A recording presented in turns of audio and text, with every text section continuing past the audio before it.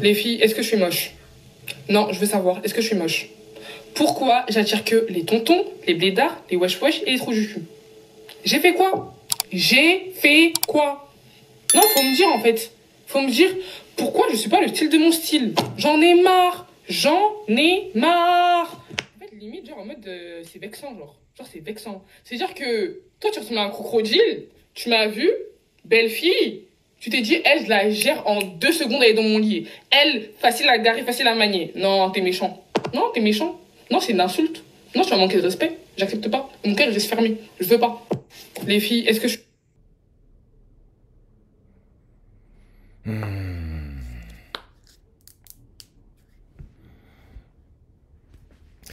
Ah là là là là là là. C'est triste hein, quand même.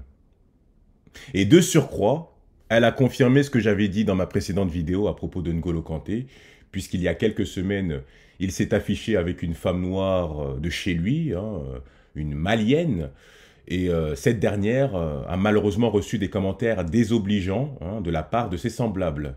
Beaucoup l'ont critiqué sur son physique. Hein. Certains auraient préféré que N'Golo Kanté sorte avec une Instagrammeuse d'OnlyFans bien refaite. Hein. Si N'Golo Kanté avait fait une photo avec une caucasienne ou une latina, je peux vous garantir qu'elle n'aurait pas reçu autant de commentaires négatifs. Hein. J'ai parcouru les commentaires, ils étaient effroyables, mais malheureusement, il y a toujours eu des complexés hein, dans la communauté noire, ça ne date pas d'aujourd'hui. Voilà, hein, c'est ça qui est triste. Hein. Quoi que vous fassiez, les gens vont toujours trouver quelque chose à dire. Voilà, c'est toujours mieux de sortir avec une Instagrammeuse d'OnlyFans plutôt que sortir avec une femme malienne traditionnelle. Alors que, in fine, c'est juste des rumeurs. On ne sait même pas si cette femme est réellement la femme de N'Golo Kanté, mais ça n'a pas empêché les gens de la diaspora de critiquer sans vergogne cette dernière. Voilà, donc c'est toujours comme ça. Hein, quand un footballeur noir se met avec une femme noire, je dirais un footballeur noir de l'équipe de France se met avec une femme noire, on va lui dire que oui, mais elle n'a pas le visage adéquat, elle ne correspond pas aux standards de beauté occidentaux. Quand il se met avec une femme blanche, on va faire de la projection sur lui en lui disant qu'il est complexé, qu'il s'est mis avec elle pour s'élever socialement. Quand il se met avec une métisse, on va lui dire que oui, mais ok, elle a du sang noir, mais elle a aussi du sang blanc. Par conséquent, ce n'est pas vraiment une femme noire. Quand elle se met avec une femme arabe, on lui dit ouais, bah ouais, ok, c'est une africaine, mais ce n'est pas une subsaharienne. Quand elle se met avec une latina, on va lui dire que oui, mais attends, ces femmes sont valorisées par la société, ces femmes sont souvent considérées comme belles. Bon, voilà, les gens, peu importe avec qui vous vous mettez, les gens vont toujours trouver quelque chose à dire. C'est pour ça que j'avais dit dans ma précédente vidéo, ne laissez pas les gens s'immiscer dans votre vie. Gérez votre vie comme bon vous semble. Voilà, c'est comme ça. Ce ne sont pas les gens qui vont dicter votre vie. Il manquerait plus que ça. Voilà. À partir du moment que la personne avec qui vous êtes vous respecte, vous aime, c'est le plus important. Le reste, c'est des détails. Après, il y a des gens qui sont très communautaires, d'autres qui n'ont pas de problème à se mélanger, hein, tu vois. Voilà, il y a des gens qui sont pour le métissage, d'autres qui sont contre le métissage. Moi, je ne suis ni pour ni contre, à vrai dire, j'en ai rien à cirer. Hein. Moi, à partir du moment qu'on ne m'impose pas une idéologie par la répression, le reste, je n'en ai cure, quoi, voilà, quoi. Mais il faut... on est dans un pays melting pot, on est dans un marché ouvert, on sera amené à se rencontrer. C'est comme ça, hein, il faut composer avec cette réalité. Voilà. Maintenant, pour les personnes qui veulent voir leurs semblables se tenir la main à 99,9%, bah, il y a une solution qui est très simple, hein, c'est de retourner dans vos pays d'origine, tout simplement. Voilà. Si nos parents ne voulaient pas qu'on se mélange, eh ben, il fallait qu'ils restent au pays. Voilà. Maintenant, on est dans un pays melting pot, multiculturel. Voilà, il y a des gens qui vont se mélanger, d'autres c'est par amour, d'autres c'est par fétichisme, d'autres... Voilà, les gens font ce qu'ils veulent, ils sont adultes, majeurs et vaccinés. Donc arrêtez de nous casser les pieds avec ces débats-là, mais ça confirme quand même ce que je disais, ce que j'avais dit dans ma précédente vidéo. Voilà, donc il y a quand même un certain complexe. Voilà, et il faut comprendre, hein, puisque ça, c'est des trucs qui ne datent pas d'aujourd'hui. Hein, ça, j'avais observé ça depuis déjà 15 ans, quoi, tu vois. Dans la communauté noire, ce qu'il faut comprendre, c'est que il y a des personnes à qui on va attribuer un bonus et d'autres un malus. Il y a certaines femmes noires et certains hommes noirs qui établissent des catégories et des sous-catégories. Il y a des gens dans la communauté qui sont étiquetés de blédards. Ce sont souvent des gens stéréotypés à cause de leur accent, de leur accoutrement et de leur comportement. Hein. Et souvent, les personnes de la diaspora considèrent les blédards comme des personnes de basse valeur. Et souvent, les blédards sont sujets à des moqueries, à du dénigrement et vraiment à de la stigmatisation, quoi. Voilà. Hein. Et certaines personnes de la diaspora excluent les blédards du marché de la séduction. Ils considèrent que les blédards ne sont même pas dans le paysage urbain. Hein. Pourquoi? Parce qu'ils n'ont pas, entre guillemets, les codes occidentaux. Hein. Plus vous vous éloignez des standards de beauté occidentaux, plus on vous met un malus, hein. Plus vous vous en rapprochez, plus on vous met un bonus, quoi. Voilà. Et c'est pour cela qu'il y a une fracture entre les gens de la diaspora africaine et africaine noire, hein, et les gens qui viennent d'Afrique, quoi, voilà, hein, les blédards, comme on les appelle, quoi, voilà.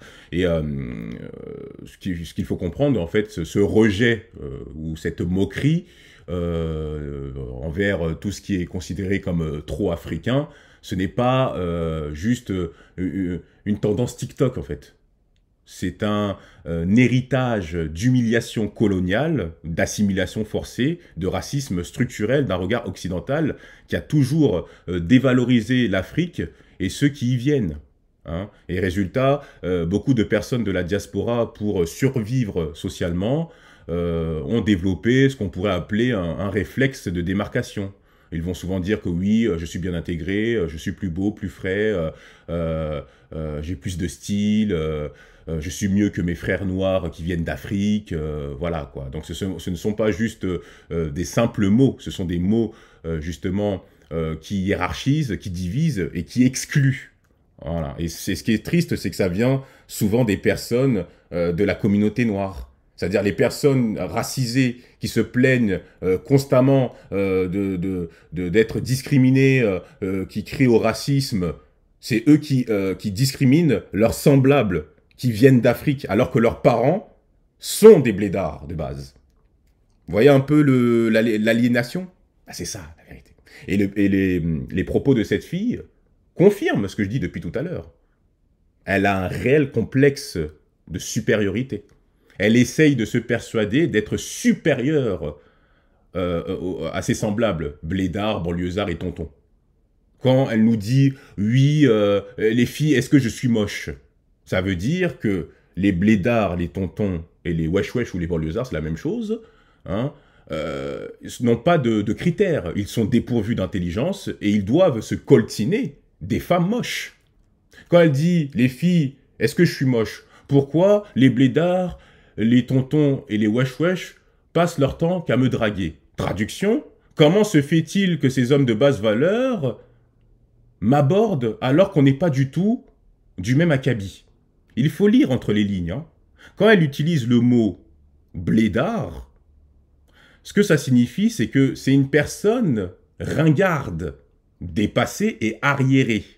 Quand elle utilise le mot tonton, en fait, elle tourne en dérision une figure masculine africaine, souvent stéréotypée comme oppressante ou stressante, voire même hors jeu. Quand elle utilise le mot wesh-wesh ou banlieusard, en fait, elle associe tout un pan de population noire à de la délinquance, à l'échec et à un manque d'éducation. Donc, ce ne sont pas juste des mots ce ne sont pas juste des mots neutres, comme je l'avais dit il y a quelques minutes. Ce sont des mots qui divisent, qui hiérarchisent et qui excluent. Voilà. Et c'est ça la vérité. Vous voyez un peu? Et ce qu'on remarque, c'est que tous ces clashs là, TikTok, tu vois, sur les réseaux sociaux là, tous ces clashs ethniques, même sur le dating, ce qu'on remarque, c'est que c'est souvent des personnes qui sont issues de la diaspora d'Afrique centrale et de certaines diasporas d'Afrique de l'Ouest. Les personnes qui passent leur temps qu'à se dénigrer sont souvent originaires du Congo, de la RDC, du Cameroun, du Gabon, du Tchad, de la Centrafrique, je dirais même, il y a quoi encore, ouais, l'Angola, Ouais, même si bon, c'est vrai que géographiquement, elle est plus située en Afrique australe, mais il n'y a pas beaucoup d'Angolais, donc ouais, bref. Et de certains pays d'Afrique de l'Ouest, comme le Mali, le Sénégal et la Côte d'Ivoire. Après, c'est vrai que ces pays sont très représentés en France parce qu'il y a une histoire migratoire dense, hein, et une forte, on va dire, une forte présence culturelle. Hein, et ça, c'est vrai qu'il y a beaucoup de Sénégalais, de Maliens en majorité. Alors, je ne connais plus le classement précisément, si c'est plus les Maliens qui sont d'abord... Je crois qu'il y a les Algériens, après, je ne sais pas s'il y a les Marocains, les Maliens, enfin bref, je vais peut-être mettre le classement juste ici. Mais voilà, quoi, il y a une forte présence culturelle, et donc forcément, il y a aussi une compétition identitaire et sociale. Hein. Alors que ce qui est quand même assez frappant, c'est que les diasporas d'Afrique de l'Est n'ont pas tous ces problèmes-là. Vous voyez, les pays comme le Rwanda, l'Érythrée, tu vois, ou je sais pas moi, l'Éthiopie, le Kenya, tout ça, ou la Tanzanie, ils ne sont pas dans ces délires-là, tu vois. Et pareil pour les pays d'Afrique australe, ils sont pas dans ces délires-là. La plupart enfin, tous ces stigmates, on les voit beaucoup dans les pays d'Afrique centrale et d'Afrique de l'Ouest. Voilà. C'est incroyable. Alors, c'est pour ça que moi je segmente, hein, parce que même on va dire les territoires d'outre-mer, les dom-tom, autrement dit les Antilles, ils sont pas dans ces débats-là. Moi, j'ai rarement vu des Antillais faire des débats sur les perruques. Hein. Alors, ils ont des problèmes à leur échelle. Des fois, ils vont parler, je sais pas moi, du colorisme, parce que c'est vrai que c'est des sujets qui sont un peu tabous. C'est vrai que quand tu as une carnation un peu plus foncée, eh ben, tu seras plus sujet à de la discrimination, quoi, tu vois. Mais ils vont pas faire des débats sur le 50-50, sur les perruques, tout ça. Comme même les Capverdiens et les Capverdiennes. Pourtant, c'est en Afrique de l'Ouest. Hein, moi, j'ai rarement vu des Capverdiennes faire des débats sur les hommes noirs, les femmes noires. Ouais, pourquoi les hommes noirs ne nous aiment pas? Non, moi, j'ai jamais vu de Capverdiennes faire ça et des Capverdiens aussi. Ils ne font pas ça, tu vois. Mais par contre, j'ai beaucoup vu des Camerounais ou Camerounaises, Ivoiriens, Maliens, Congo, tout ça, des Congolais, tous ces trucs-là. Tu vas faire ces débats-là. Et ça date depuis mais des années. Ils sont friands de ces sujets-là. Il y a un problème, en fait, dans la sphère francophone, quand même, hein, hormis certains pays, mais il y a quand même un vrai problème. Il y a un complexe, il y a vraiment un complexe identitaire, quoi. Hein. C'est vraiment... c'est quand même assez frappant. Et peu de personnes osent le dire parce qu'ils ont peur d'être dans la sauce. Mais vous connaissez, vous connaissez ma franchise, hein, pour ceux qui me suivent depuis un moment. Hein. Moi, je n'ai pas de tabou, moi. Faut dire les choses. À un moment donné, il faut arrêter de faire semblant de ne pas voir l'éléphant qui est au milieu du salon. Et il faut dire les choses.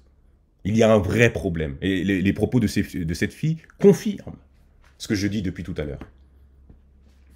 Eh ouais. C'est hallucinant, en fait. Et après, elle est là, elle se dédouane, elle fait une vidéo d'excuses parce que forcément, elle s'est mangée une sauce. Je ne sais pas si vous avez vu quand même les impressions. La vidéo, elle a fait quand même 92 400 j'aime. Et quand j'ai vu les commentaires, puisque là, elle a désactivé les commentaires, puisqu'elle n'assume pas. Elle n'assume pas le pressing. Elle n'assume pas le pressing, donc elle désactive ses commentaires. Elle a fait une vidéo d'excuses. Puis, est-ce que je suis moche? Non, je veux savoir, est-ce que je suis moche? Pourquoi j'attire que... Au bout d'un moment, j'ai envie de vous dire, il faut réfléchir. Quand je parle des blédards dans ma vidéo, je ne parle pas de ces gens courageux, ambitieux, qui viennent en Europe dans l'espoir de se créer une vie meilleure. Les filles, est-ce que je suis moche? Non, je veux savoir, est-ce que je suis moche? Pourquoi j'attire que... Au bout d'un moment, j'ai envie de vous dire, il faut réfléchir. Quand je parle des blédards dans ma vidéo, je ne parle pas de ces gens courageux, ambitieux, qui viennent en Europe dans l'espoir de se créer une vie meilleure, qui ont le sens de la discipline et du travail. Non, je ne parle pas d'eux. Je parle des tontons qui traînent à la gare, souvent alcoolisés, accompagnés d'une bière 8-6 ou Henken, qui sont aussi enrobés que des tonneaux et qui viennent déranger des filles, des jeunes filles qui ont peut-être l'âge de leur propre fille. Je parlais bien d'eux. Et dans ma vidéo, je dénonce le fait j'attire que des tontons. Et vous, la seule chose que vous avez retenue, c'est le mot blédard. Ah, je ne savais pas que le mot blédard était péjoratif. Je m'en suis excusée. C'est pas comme si j'étais comme ça et que je m'en foutais. J'ai conscience que j'ai vexé une communauté, je me suis excusée.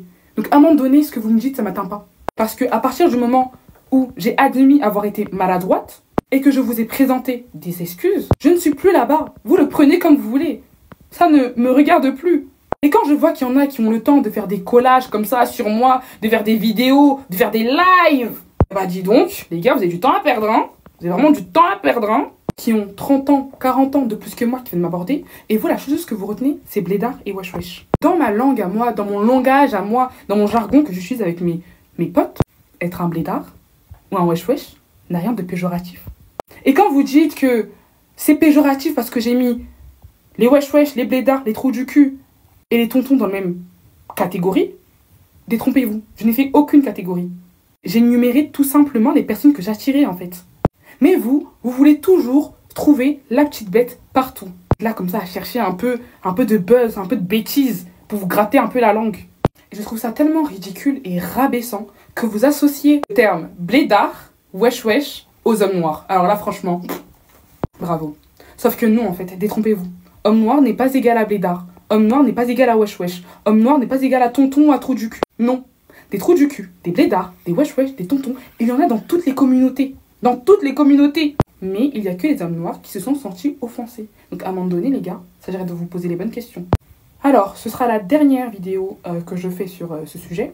Sur ce, passez une bonne journée. Quelque chose qui me taraude l'esprit à chaque fois, c'est que les meufs qui s'attribuent une valeur, tu vois, puisqu'elle te dit que oui, je suis une belle femme, tout ça, les autres ressemblent à des crocodiles, hein, mais semblables, quoi, les banlieusards, les tontons et les blédards, tu vois. Mais cousine, tu mets quand même une perruque lisse. Si tu mets une perruque, c'est que tu estimes que ça optimise ton visage. C'est que tu estimes qu'en mettant cet accessoire, ça optimise quand même ton faciès. Tu vois, tu te sens plus jolie avec. Et n'oubliez pas que vous êtes maquillé. Voilà, vous mettez du fond de teint qui forcément qui gomme les imperfections. Je veux dire que quand tu prends les gens de haut, il faut quand même que tu sois consciente que tu es quand même boosté, tu es maquillé et tu mets des perruques. Alors, il y a certaines femmes qui disaient « Ouais, ça n'a aucun rapport. » Si, ça a un rapport. À partir du moment que tu considères que tu hiérarchises les gens, tu vois, que tu t'octroies une valeur, eh ben, on va forcément vous attaquer sur ça. Je suis désolé, il y a un rapport. Il faut que vous soyez à armes égales. Je suis désolé. Toi, tu traites les gens de moches, alors que tu es boosté au maquillage, tu mets des tissages. Quand même, tu vois. Les blédards que tu traites et les banlieusards et les tontons, ils viennent avec leur vraie tête. C'est-à-dire que c'est leur... tu vois, ils se maquillent pas, tu vois. Ils ne mettent pas des perruques, ou que sais-je. Bah oui. Je vous l'ai déjà dit. Si vous voulez faire une vidéo vindicative, assurez-vous d'être irréprochable. Sinon, ça ne marche pas. Là, tu parles de manière aléatoire parce que, bah voilà, je pense qu'un blédard t'a accosté, ça ne t'a pas plu, et puis tu as pris ton téléphone, là, comme une gamine, et puis, bon, tu as fait cette vidéo. On le sait. C'est un secret de polichinelle. On connaît vos méthodes. Tu sais très bien à quoi tu faisais allusion. Donc, ton discours à la con, bon, tu essayes de justifier, en fait, ta bêtise, mais tout le monde le sait. C'est pour ça que tout le monde a été indigné par tes propos, tu vois.